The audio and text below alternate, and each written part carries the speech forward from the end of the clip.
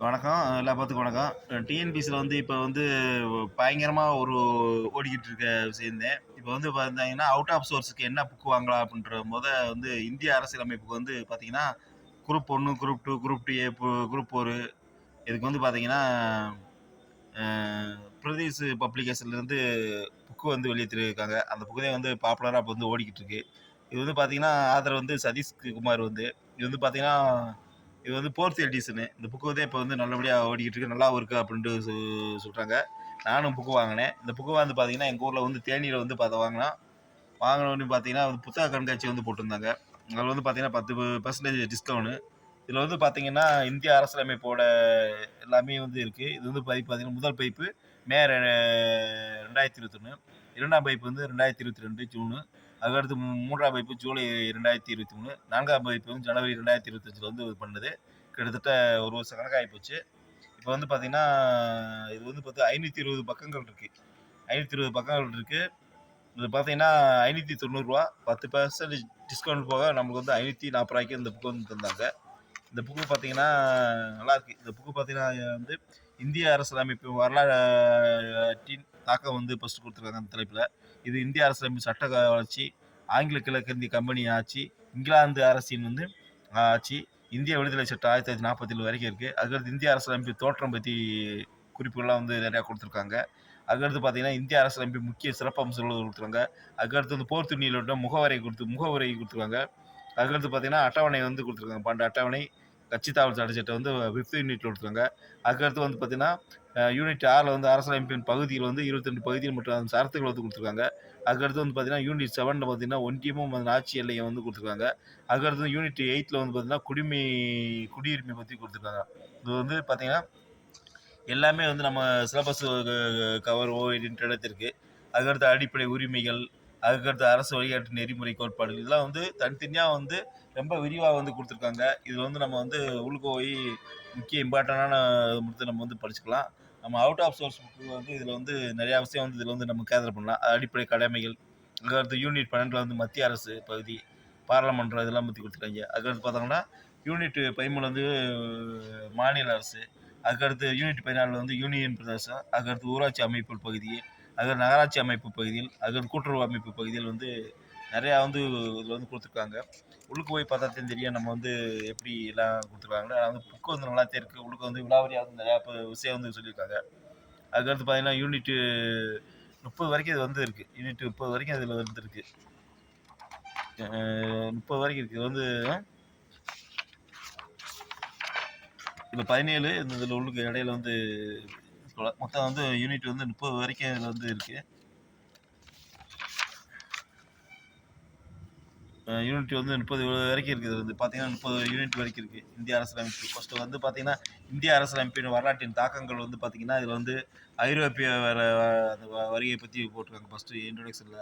அதுக்கடுத்து போர்ச்சுகீசிய டச்சுக்காரர்களு, அ டேனியர்கள், ஆங்கிலேயர்கள் இவங்க வந்து இந்த வரிசைய வந்து இது போட்றாங்க. முதல் கர்நாடக போர், 2ஆம் கர்நாடக போர், 3ஆம் கர்நாடக போர் இப்படியே ஆரம்பிக்குது.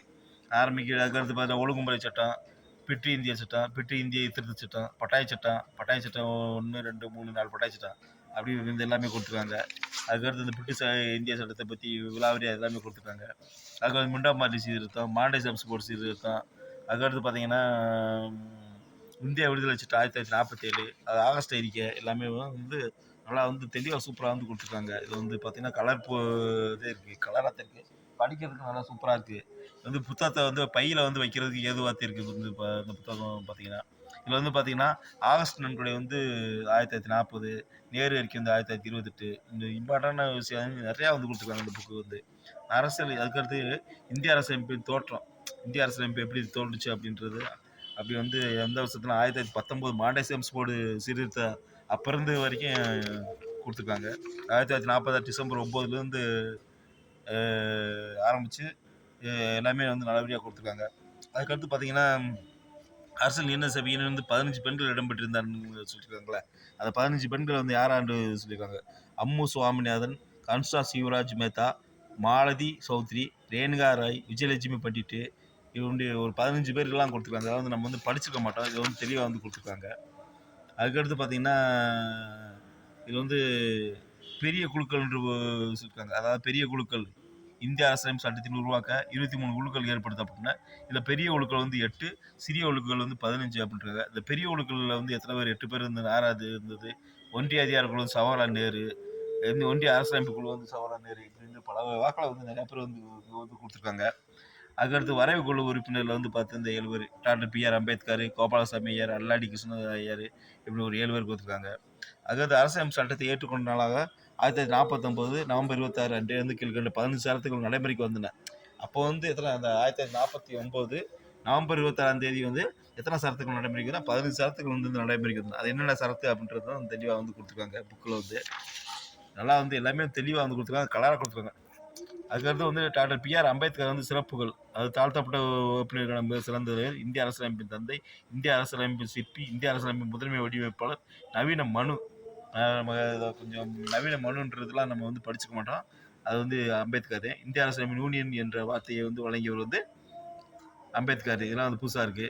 அரசியல் விளையாட்டு நெறிமுறை கோட்பாடு பகுதி போர் இந்திய அரசியலமைப்பின் சிறப்பான பகுதி என்று கூறி வருது. இதில் வந்து நவீன மனு, இந்திய அரசியலமைப்பின் யூனியன் என்ற வார்த்தையை வழங்கியவர் வந்து அம்பேத்கர் அப்படின்ட்டு வந்து கொடுத்துருக்காங்க. இதெல்லாம் வந்து இருக்கு. அதுக்கப்புறம் தேசிய கொடி வந்து ஏற்றுக்கொள்ளப்பட்ட நாள், தேசிய கீதம், தேசிய பாடல், தேசிய சின்னம், இந்திய உச்சநீதிமன்றம், இந்திய தேர்தல் ஆணையம் இதெல்லாம் வந்து விலாவரியாக வந்து கொடுத்துருக்காங்க. அதுக்கடுத்து பார்த்து இந்திய அரசியலமைப்பின் மூலங்கள்ன்ற தலைப்பில் வந்து கொடுத்துருக்காங்க. அதுக்கடுத்து 1946ஆம் ஆண்டு ஜூலை ஆகஸ்ட் மாதத்தில் நடைபெற்ற சட்டமன்ற தேர்தலில் வந்து எத்தனை தொகுதியில் வந்து காங்கிரஸ் வெற்றி பெற்றுச்சு, முஸ்லீம் லீக் எத்தனை தொகுதியில் வெற்றி பெற்றுச்சு, ஒன்றிய கட்சி எவ்வளவு வெற்றி பெற்றுச்சு, ஒன்றிய முஸ்லீம் லீக் எத்தனை தொகுதி வெற்றி வச்சு, மொத்தம் வந்து எத்தனை 296 தொகுதி இப்படி நல்லா விளாவரியாக வந்து நல்லா சூப்பராக வந்து கொடுத்துருக்காங்க. புக்கு வந்து பார்க்கறதுக்கு நல்லாவும் இருக்குது, படிக்கிறதுக்கு நல்லாவும் இருக்குது. இது வந்து பார்த்தீங்கன்னா எல்லா பேரும் வாங்கி இது வந்து இப்போ வந்து இதே பாப்புலராக போயிட்டுருக்கு. இது வாங்கி இப்போயே வந்து நம்ம திருப்பினத்தே வந்து அடுத்த குரூப் 2 மற்றும் குரூப் 4க்கு வந்து நம்மளுக்கு வந்து சிறப்பான ஒரு குரூப் 4 குரூப் 2 வந்து அமையும். அதனால் வந்து பார்த்தீங்கன்னா இப்போ வந்து இந்த சிஎஸ்டி எல்லாமே வந்து இதில் கொடுத்துருக்காங்க. அதனால் வந்து புக்கு வந்து நல்லாயிருக்கு. புக்கு வந்து பார்த்தீங்கன்னா பையில் தூக்கிட்டு போகிறதுக்கும் நல்லாயிருக்கு. நிறையா விஷயம் வந்து அவுட் ஆஃப் சோர்ஸ் புக்கு வந்து சோர்ஸ் வந்து நிறையா வந்து கொடுத்துருக்காங்க.